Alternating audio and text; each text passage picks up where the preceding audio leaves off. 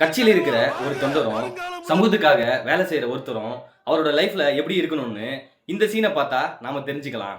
பாபா சாஹிப் அம்பேத்கர் தொடங்கின கட்சியில அவர் மேல இன்ஸ்பயர் ஆகி களத்துல இறங்கி ஃபீல்ட் ஒர்க் பண்ண ஒருத்தர் கட்சியில சேர்ந்தாராம். எப்படி சேர்ந்தாருன்னா, அவர் படிச்சுட்டு இருந்த சட்ட படிப்பை அப்படியே பாதியிலேயே விட்டுட்டு சமூக பணி செய்யணும் அப்படின்னு சொல்லி சேர்ந்தாராம்.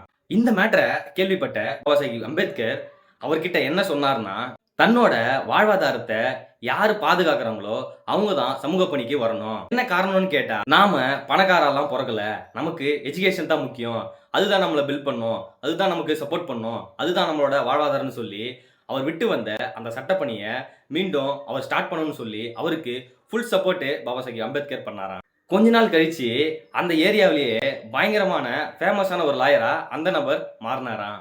அந்த லாயருக்கு பாபா சாஹிப் அம்பேத்கர் 500க்கு புக்ஸ் வாங்கி கொடுத்துட்டு எப்பவுமே உன்னோட சேலரியில இருந்து 10% புக்ஸுக்கு செலவு பண்ணுன்னு சொன்னாராம்.